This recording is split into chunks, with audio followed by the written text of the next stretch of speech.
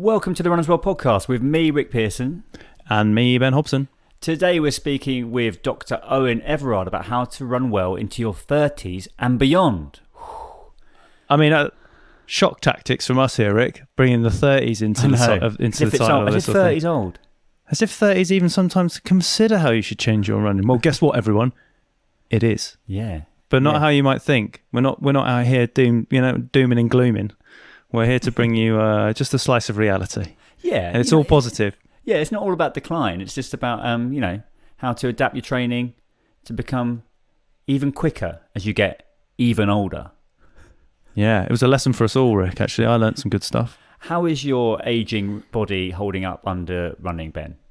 Do you know what? It's not running's nothing to do with it. I'm sat in quite an uncomfortable chair right now, and I'm feeling it more than ever in my hips. It's things like that, Rick. I think that's the sort of stuff that does me in. But in a minute, after we've finished doing this, I'm going to get up. I'm going to have a stretch. I'm going to go for a run. You are running quite a lot in a minute, aren't you? I think. Yeah. Sure, I am. I am doing a bit more. I think I've just sort of been going out and doing more. I'd like to say that it was more structured and I was actually getting faster, and with this race coming up and I was feeling more confident about that. But I've kind of just enjoyed going out and doing a bit more sort of a variation in stuff that I hope will see me right in the end, but it's not particularly focused. It's more just sort of like, I don't know, just on this sort of journey back into sort of running towards a race, Rick. It's kind of just been a bit more like, well, I'm not going to try and run my fastest half marathon in 8 weeks, because everything that we've spoken about recently has been like, don't put a weird time limit on time frame on training for stuff. So, but I'm really enjoying. I did some errands this week and managed to just do a nice little tour of East London, doing some errands. I really enjoy that kind of running. It's different focus, when you're not like, oh, I must go and do this session. And I was just like, I've got to go and deliver some parcels. So I went and did that. And that was very underrated satisfying. Session, the underrated session. If you're not building any sort of postage into your running sessions, then I don't think you're doing it right. Yeah. But no, it's good. I'm going to go for running, and maybe I'll do some hills as suggested by our very smart guest this week. So I'll do that. Love that. How's yours going? Well, it's been a roller coaster, Ben. It's been a roller coaster of a year for me, running wise. I had a really good run on Wednesday night, and I was like, it was a bit of a fartlek thing, about an hour in total, and got up to some fairly, what has been for me recently, like decent paces. It was hilly as well. Right? Came back and I was like, first time since the knee surgery, I was a bit like, I'm not as fit as I once was. I'm back, baby, I'm back. Yeah, a little bit like that. I was like, I'm back. Like, I've got no injury. And then 2 days later, just walking around, I felt like I'd broken my toe. Like my right toe. So I was like, what on earth? Like, I'm honestly like, I'm doing like 20 miles a week. So I'm like, I don't think I've got a stress fracture on. Does it still hurt now? It hurts a little bit. It hurts less now, and doesn't hurt. I can like sleep and stuff, so it's not like. But I was like, oh my god, I can't have a broken toe as well. That's not good, Rick. But anyway, have you been doing your toga? Have you been doing your stroke, your toe strength work? Toe strength work. Come on. Yeah, you're right. Quickly. Obviously, World Champs have just finished. What was your highlight? What was your personal highlight? Highlight would probably be Matt Hudson-Smith, Rick. I'm going to say. Because the guy has been through a lot and has been lots of setbacks, and has spoken openly now about the mental health issues that he's suffered in following injury and everything going wrong and losing sponsorship and stuff like that. So to come and get a bronze and to sort of go some way in burying those demons, that was big. I liked seeing that. That was good to see. You?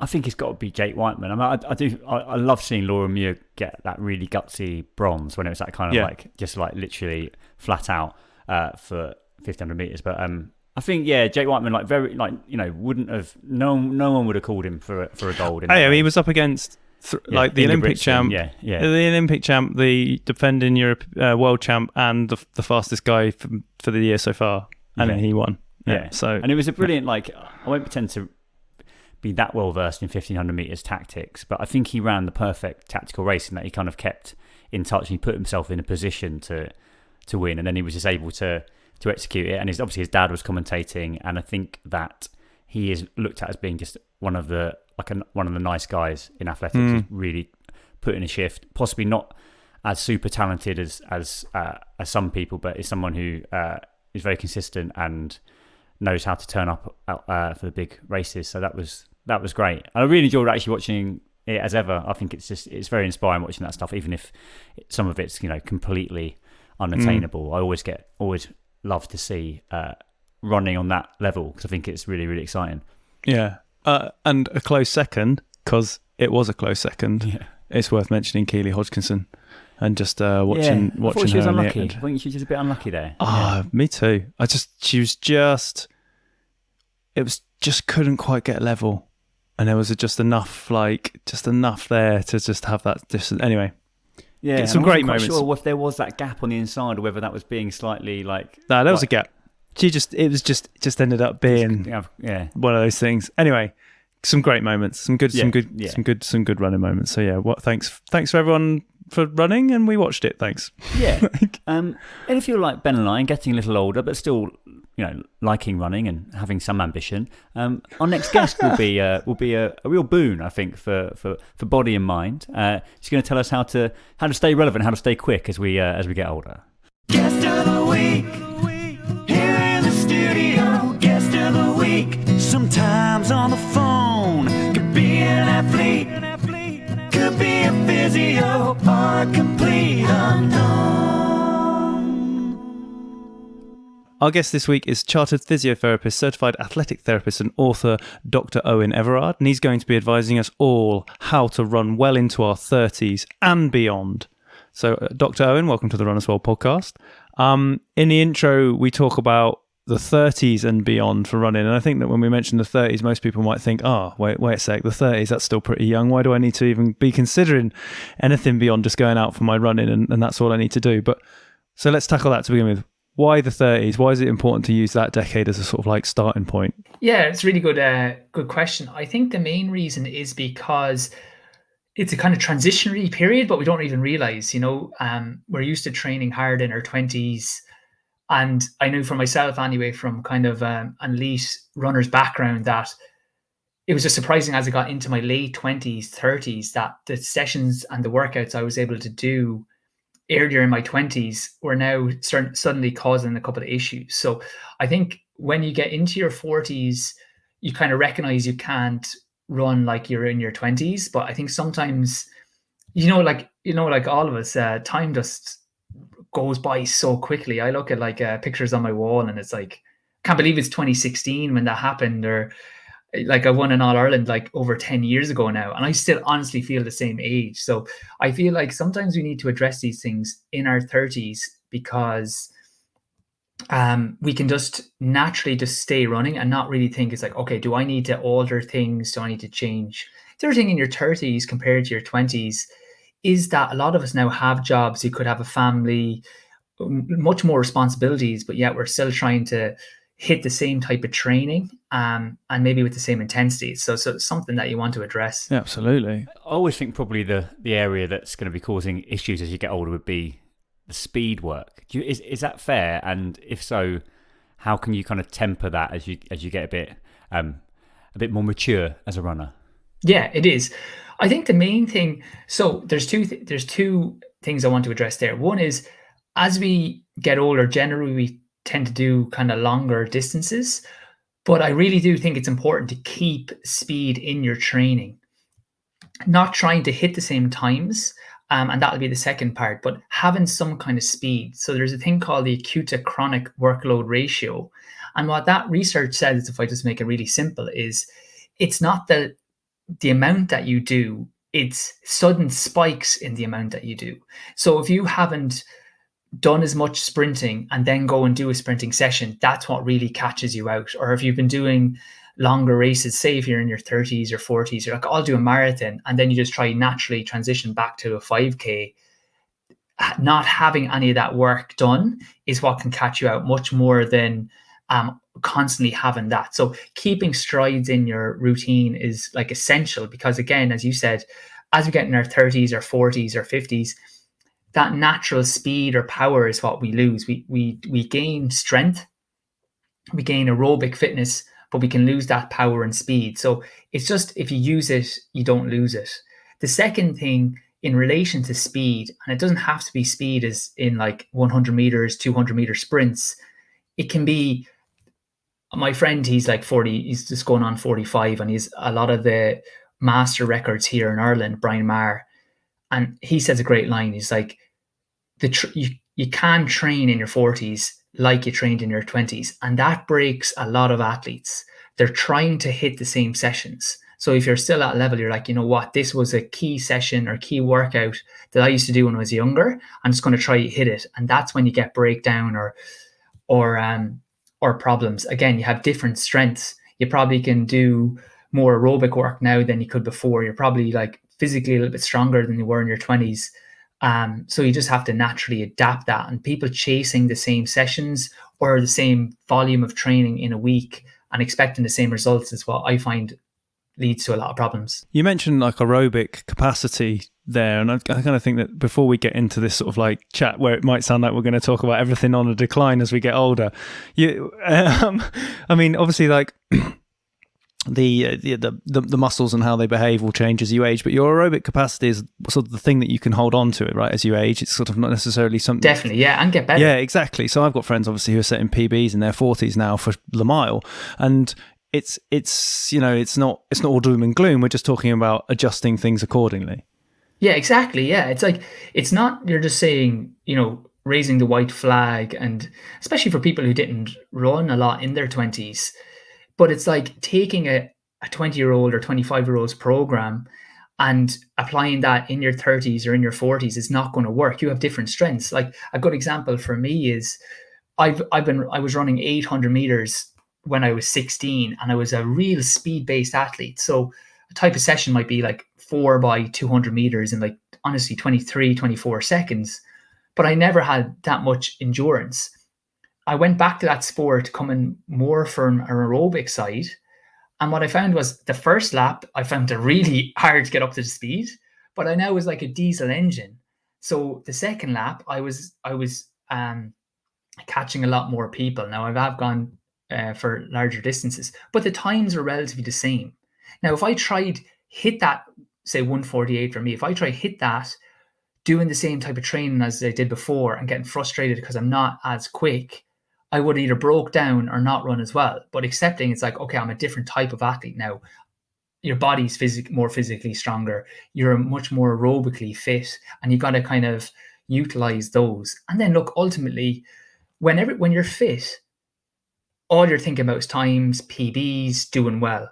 If you get an injury for long enough, all you're thinking about is, I just want to get back running and being healthy. So you do have to accept that that's a trade-off in your 30s. Like, it's just great to be fit, healthy, and when you get consistency, that's when you get the best results. So, you know, we have to accept where we are. I think it's really interesting what you say about how training could change with speed, because it made me start thinking, maybe there should be like masters marathon training programs. And I think we've got our own marathon programs, but we don't tend to adapt them to age. We adapt them to a time, 4 hour marathon by time. But actually, I wonder, is that something that you would prescribe to people? So actually, there should be this kind of master style training. That's look. There's some things that people do, like elite marathon runners do that you wouldn't recommend. Like, they do these double days that could literally have like 30 miles in them. You know. Yeah. So like, obviously, you wouldn't recommend that. But I think what you're doing by time is the most appropriate. What I feel now, I don't do much training. Obviously, we do Pilates and all, but we don't really do running coaching per se. So leave that to you gentlemen. But it is really important for people to have a coach to get that structure. I really feel it's a good benefit. And a lot of athletes don't give themselves the permission to look after their bodies, to do the right type of training. One thing I do find though for marathon training is that there's an over-reliance on the, say, longer run. So again, if you're not used to doing 18, 19, 20 miles, just doing that repetitively and then very short stuff in the week, it's not that varied a training, and that will lead to injury. What I would recommend people, if they're doing a marathon program, is, say, if they're doing one long run, do it into a 2-week block. So if you're doing if you do 16 miles one week, the next week do like a kind of session in your marathon long run.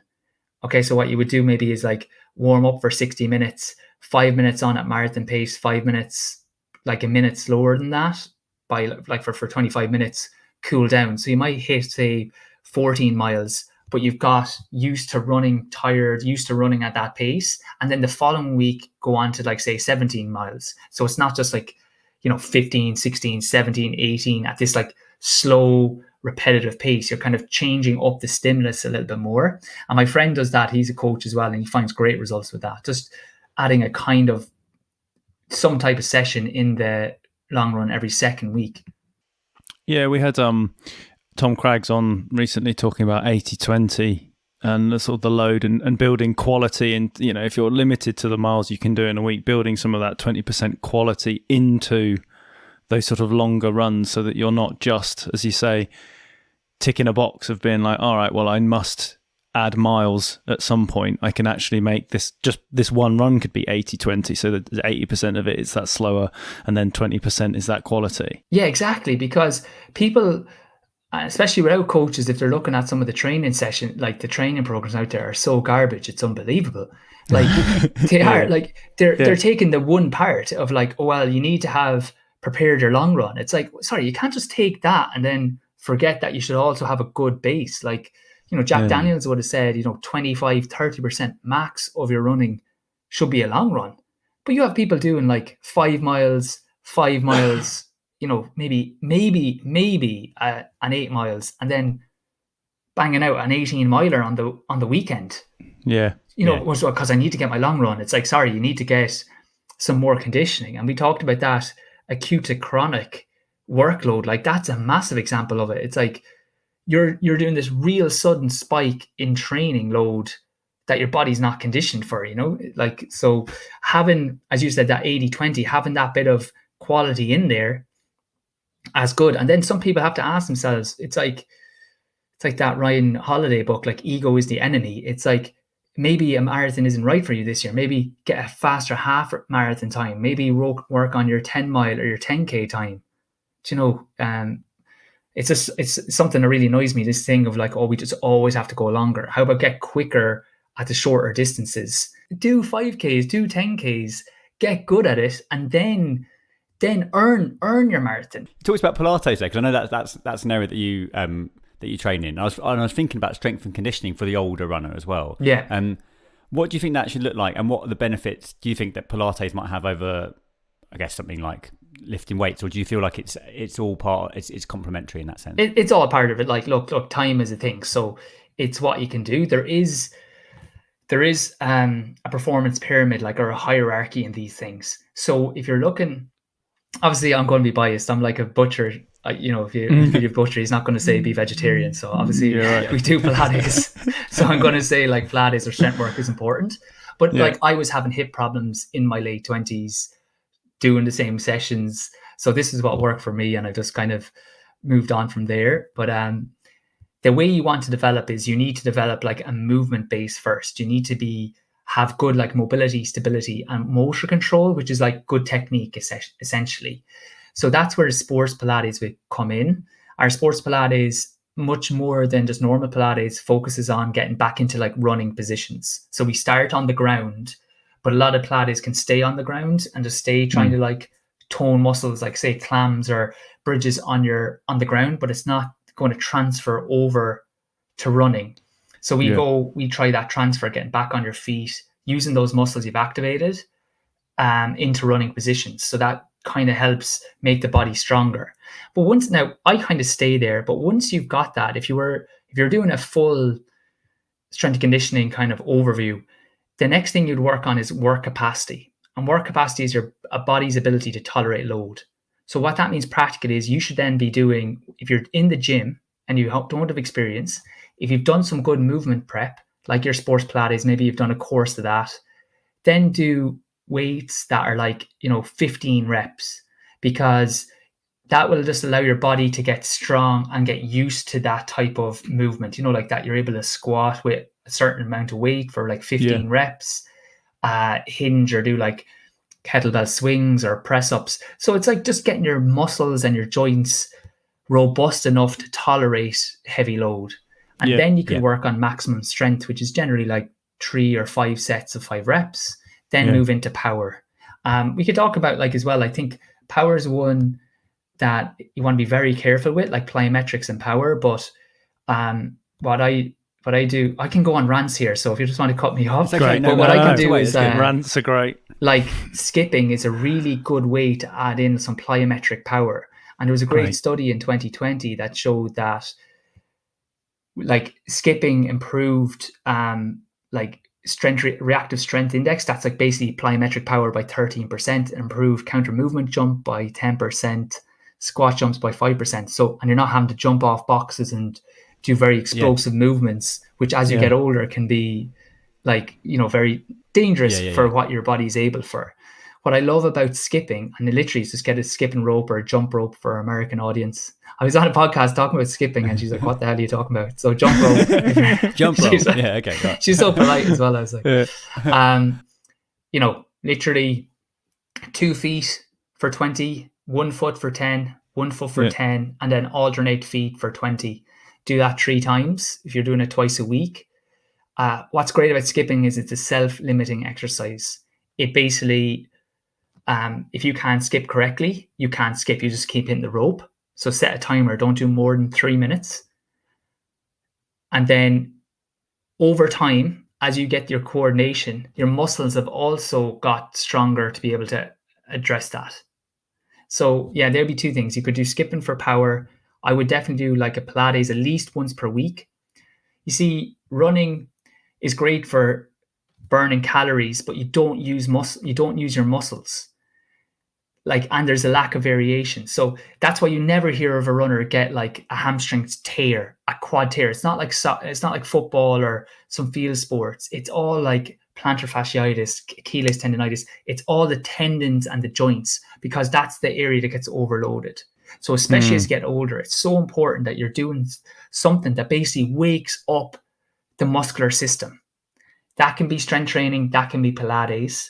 It doesn't matter, but better to start with just controlling the movement and then move up. But what that does is by waking up the muscles, once they're awake, they're naturally going to take over a little bit. It's like if I'm asleep and you're out in the club and someone is like starting a fight with you, I'm not going to be helping you. I'm asleep. Like, there's nothing I can do. You tell me the next day, you're not going to be like, oh, where were you? It's like, I was asleep. So that's the same. If you're on your long run, if those muscles are asleep, they're not taking any of the load. So you get injured later on. You're like, oh, you didn't help me out. It's like, I was asleep. Whereas like if you're beside them, depends on your friends. Some of them won't see it, but at least they'll try push away. So if the muscles are woken up through, say, a structured Pilates once a week or a gym, they'll naturally kick in to take some of the load, which will take a lot of pressure off those passive parts of the body. Yeah, absolutely. And I love the analogy. It's one of my favourite analogies in podcast history. Is waking up the muscles like they're a mate who can help you out in a battle. Yeah, I think that's great. If it's an Irish guy, you're going to get like an alcohol or a fighting analogy probably. I reckon it just depends on how big the other guy is. I think those. Oh yeah, I go legging. The skipping thing's good though, Owen, because I think like that's so easy as well, isn't it? Like just having a skipping rope, skipping for 3 minutes, like kind of anyone can do that, and it's you could do it before a run, and it's like 100%. And it's doing something really useful. Yeah. Like what I do is I leave it in my car, so I usually go for the run and then come home 5 minutes early. So because that study, it wasn't like they did it extra. It's like one group did 5 minutes skipping, one group just did extra running, and the group that did the extra skipping, their 3K times improved by 3%. The group that just did extra running, they only improved by 1.5%, and there was no improvement in any of the running economy, things like the plyometrics. So have it in your car and just come back like just outside your house, because I know if I come inside, it's game over. I'm not going back out. But if you have it in the car, close to your house, just take it out, skip, and then come back in and come back from your run early to do it. Yeah, so it's all the same time. You're not adding more to your time that you've got. You're just changing up that last 5 minutes. Yeah. So we got one. No excuses out there. It costs about €15 or £15, so you can get one. Yeah. This whole thing's been about strength and conditioning and how important it is, and the Pilates and the muscles and the tendons and all that sort of stuff. But does that sort of attention to the strength and conditioning change as you get older? I mean, we're talking because I guess things like certainly 60s and 70s and beyond, you're talking bone density and things like that. And, you know, is it something that people need to build into a certain level and then adjust, much like the running, or is it just that it's just a consistent thing that needs to be there? No, it's again, because we're not going to look at power. Like I said, if we're getting our skipping, I feel like we'd have a little bit of that plyometric power. The earlier you start, you're kind of building more of that bone and that strength. And like our aerobic, your body will keep getting naturally stronger anyway. So once you're having that level of strength training in there, it's something that you can maintain for life. Also with this is like, look, like I'm the same. I do my Pilates, say, once per week, maybe twice per week. I'm not expecting that. This is like a threshold kind of value. So it's about waking it up. But once it's woken up, if you enjoy running more, you can keep that. It's just you need that, especially as you get older, you need that variation in your life. And a lot of us, I had someone say this is a really interesting point. It's like, as we get older, we are sitting more, say, in our desks, or you could be driving to work a lot more. So your routine is much more routined, to put in a weird way, when you get older. So it's just so much more important to have. You need to structure in that variation much more than probably when you were younger. This is the Runner's World podcast. Do you think for that reason, like an older runner has to be a little bit careful about running with younger runners? I'm just thinking about people who maybe club run, or maybe even like dads running with their kids, and maybe, you know, trying to copy or keep up. Do you think that's a danger for older runners? Especially if they're doing sessions. Like I've had a guy in, he's just in his 30s, but again, as you said, the transition out of your 30s, it's like I was feeling 19 till I was like 35, honest to God. Like, do you know, you'd be running with a guy, and, you know, you'd be thinking, God, yeah, we're actually, he's like 12 years younger than me, I feel like. Yeah. It's one of the guys. But he is like double hamstring tendinopathy just at the top of his hamstring in the ischial tuberosities, because he's doing sprint sessions that you get away with. And when I say sprint sessions, say like hard 400s, hard 600s, kind of flat out, that when you're training with a younger person, you can get away with, like, as well, those type of time sessions. I feel like as you're getting older, you should be limited in that. Just I feel like you have a lot more on. If you have a job, if you have like family stress, I'm not discounting that from being in college and all. There's times there, but you're much more determined for your running. Like, we all want to do well, but when if you're especially a track athlete, like, it's very specific. Where I feel like getting a heart rate or getting a lactic test done with your heart rates, like, they cost about £100. People really overestimate how expensive they are. Having them on your heart rate monitor, and then doing things by minutes, like, you know, 4 by 7 minutes at marathon pace, or 5 by 5 minutes at like lactic threshold pace. It allows, especially off your heart rate, allows you to just get out, have a confined time, and run by feel more than sometimes when you're going with younger guys. They're great because they bring that energy, but if they're really trying to hit times, you're either trying to keep up, or say if you can keep up and your body's not breaking down, it's like you probably have a lot more stress. Like, it's hard then to like get back and bring kids this here, or go and get dinner with your wife, or get ready for a meeting or extra work, you know. So I think there are two things. I think one, physically, but then two, also that kind of mental, emotional stress of like constantly trying to hit hard sessions. You might be just in a different mindset than someone who's younger. Yeah, definitely. Yeah, fair enough. Yeah. What do we need to know then differently in terms of recovery as we get older? Then we've talked about the training and how that's got to adapt. Is the recovery, is it you need to bring in longer periods between efforts? Is it just a sort of like consuming more protein? Is it all these different things that, you know, that like as you get older, does it change? Yeah, well, you're on the I think hopefully this gets people thinking, if you're looking at this, one, it's like, runners are terrible for thinking that they take it easy on themselves when we're in probably one of the hardest sports there is in terms of like pushing yourself. Every time I've talked to a runner, it's always like, oh, I just gave up there. It's like, no, you didn't. Like, I'd love to see your heart rate profile. You're probably flat out for the last 10 minutes and your body eventually just gave up. So it's the same when we get older. It's like, oh, I don't know why I'm achy or not feeling this. It's like, you got a lot more stress on. You can't burn a candle at both ends. and expect it not to go. So one thing I've done, I've gone from like 3 sessions a week to 2 sessions a week. I've seen no difference there. Secondly, as well, is we used to do like, say, and I've ran like 13:58 doing this, sub 30. So it's not like you can't run fast doing this. I honestly believe I wouldn't have ran as quick keeping the way I ran before. So like instead of doing we used to do 2 runs of like 30 minutes and like 50 or 60. And now I do 1 run of maybe like 70. If I'm getting really ready for a race, like 75, because like it's one less time to shower and to get ready, yeah. That might sound mank, but less washing, just generally. Yeah. Do you know what I mean? Like, so I think getting your quality, like just maybe doing 2 good sessions on a Wednesday and a Saturday rather than Tuesday, Thursday, Saturday, like adjusting that to give you extra time, bringing back in a rest day on a Friday. These are key things I've done. Not pushing the running sessions so much. Like you're still working, but you should always feel like, you know what, I had a bit more there, and that helps both ways. One, it helps with the recovery afterwards, but 2, it helps that you're not like, when I was in my 20s, you're doing sessions, you're like so stressed about the session, but it's grand because that's what you're doing. Now if I was working, if I have a lot on and I had that absolute stress about a session, you're going to burn out much more than you think you are. So doing things like 5 by 7 minutes, doing things like 4 by 6 minutes, 20-second hills, 30-second hills, things that you don't have to measure, your body will naturally find. You won't go easier on yourself than you think. You'll probably just find your natural rhythm, and you'll probably run a lot better.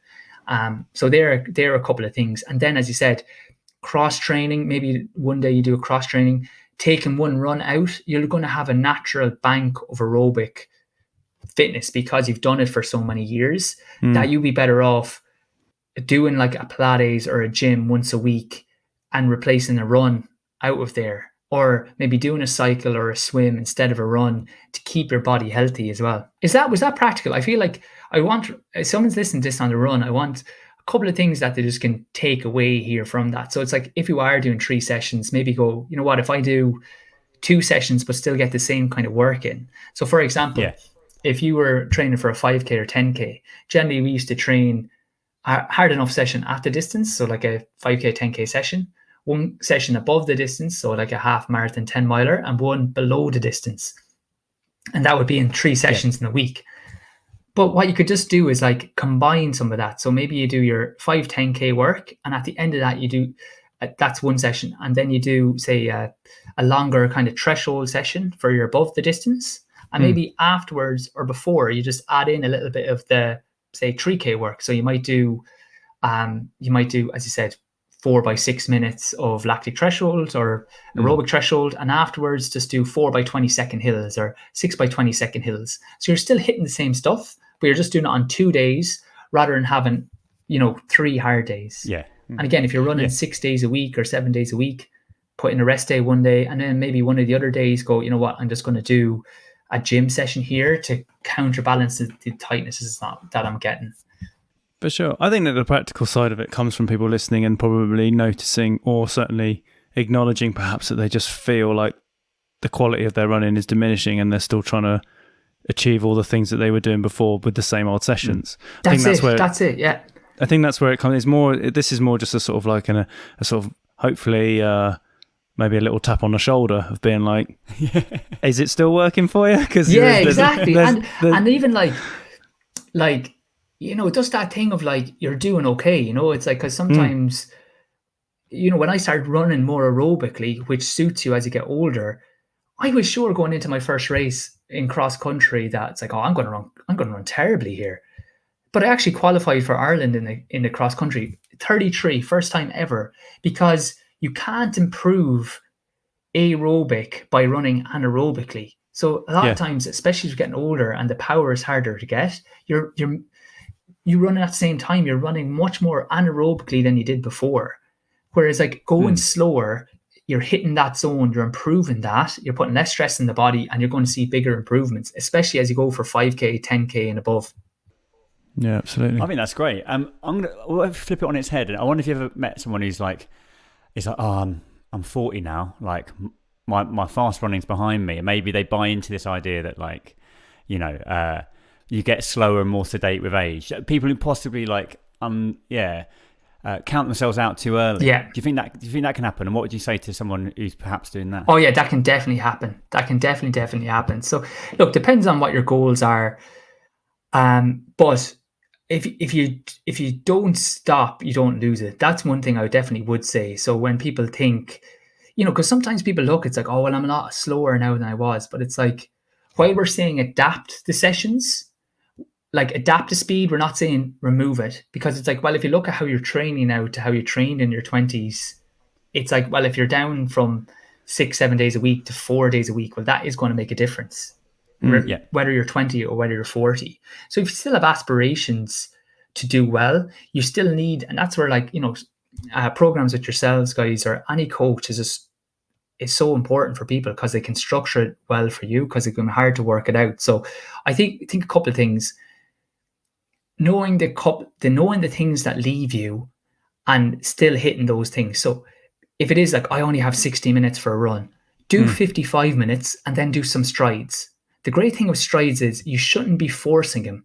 Okay, so you don't have to, there's no time on this. It's just at the start, if you intentionally try to go a little bit faster, that's all you have to do. It's like, I was jogging this, I'll stop. Okay, I'm just going to run 10 seconds a little bit faster, what I feel is faster, even if it isn't faster.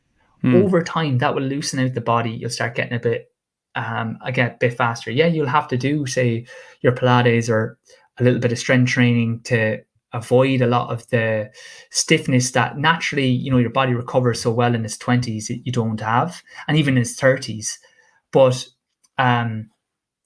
you'll have to do a little bit of that work, but that's just part and parcel of it. And then again, as you said, definitely go to like 2 sessions a week, because you need that extra recovery time as you go into your 40s. But there's no reason why you still can't achieve good times or do well in events in your 40s. It's still young. Do you know what I mean? Yeah. It's not, we're living nearly to like 80, 90, 100. So it's still very young. Yeah. I think that the other thing to remember is that everyone is in an age category and an age group is going through the same experience. So you might well be running with the younger people and not keeping up and all those sorts of things, but actively you're training within a set collective, if you see what I mean. It's kind of, if you're running with masters or seniors or however it is you want to look at it. Yeah, of course, if you're trying to go to parkrun and win in inverted commas, exactly, and win that every weekend, and you've got 19-year-old kids there who are just absolutely smashing you, and you're just like devastated because you're not quite there. That's going to happen. That's such a good point. Like, that perspective is so important. It's like, where do you come in your age category? Like, I did that the London 10K, and I ran well. I came like 10th, but like I was second over 35 to Mo Farah. Like, that's quite good. Do you know? Like, so sometimes you could be like, oh, I came 12th in this race, and it's like, oh, I thought I could be beating these guys, but it's like, you are the age you are as well, like as you said, and you should be getting, you should take heart from that. And as well, like, I feel like runners, and I would have definitely done this when I was younger, we don't have that perspective of like, you're probably fitter if you're out running right now. You're probably fitter than literally 98% of the world's population. Like, that's amazing. And trying to have that fitness and health. Like, if you look at some people your own age who don't run, like I see some people my age now, and it's like, God, they look old, Yeah, for sure. Yeah, definitely. Yeah, you're right. Running is doing you great things. Even if you're not setting the world alight in terms of time. So like, if you're doing a 7 or 8 minute mile or a 9 minute mile, it's like, and you could be doing that for, say, in a session or in a workout, it's like 90% of people, you ask them like, I'm going to shoot you if you can't do it, they wouldn't be able to do it. Yeah, for sure. Yeah, exactly. I think that we've covered most stuff, Ben. What do you think? Yeah, perfect. I feel like if people were doing that, you can't just compare yourself to before. So the sessions that worked in your 20s won't work in your 30s, your 40s, your 50s. 2, have the variation in there. Again, you might have more of a sedentary lifestyle or things, so you need something else, be it like Pilates, yoga, or strength training, just once a week, something like that. 3, try add that variation in with like either strides at the end of a run or some skipping. You naturally have that aerobic fitness. It's the other things that just go by the wayside, and you'll get a lot better results. And then 4, as we said there, adapt the training. Now, you should still be sessioning. So adapt. If you're in your 30s, still trying to do 3 sessions a week, go back to 2 sessions. If you're in your 40s and you're thinking, yeah, I'm not as fast as I used to be. If you're only running easy runs every day you go out, that's not good enough. Again, like kick yourself up the arse and say, look, I can go arse is a classic Irish. Go back doing 2 sessions a week. This podcast, guys, this wasn't like nice to listen to. This is like what we want to change behavior after this. Yeah, we don't want people to sort of drift off casually while they're running along to some nice conversation. We need to shock some reality into them. This is like an intervention. Yeah. If people want to know more about your running and the Pilates and everything that you do, where can they go? Best place to go is I have a free book. It's called Get to the Line in the Best Shape Possible. I do a lot of articles for newspapers and stuff. So if they go to Everard Pilates, so that's EVERARD PILATES.com/book. So Everard Pilates /book. Just funny, when I was in Newcastle, or there is like rabbit, because I spent like literally 5 minutes with a girl and had to actually write down, because you say R in England, and it was like, what are you saying? Or I literally spent 5 minutes trying to explain my name, and I was like, I don't know how to say or any other way. We'll put a link in the bio. Everyone who's listening who didn't understand any of that, link in the bio. Exactly. There we go. Yeah, perfect. Guys, thanks so much. I really enjoyed this. So that brings us to the end of this week's Runners World podcast. Big thanks to our guest, Eoin Everard, and to you, of course, for listening. You can subscribe to 3 issues of Runners World for just £5. Head to hurstmagazines.co.uk/Runners World podcast to get this exclusive Lost Note offer. Please subscribe to the podcast. Please share this episode. This is a great episode. Share this with everyone that you know of, and get them to subscribe too. And it will be great for you to do that. And thanks for listening, and you'll hear from us next week. Goodbye. Goodbye.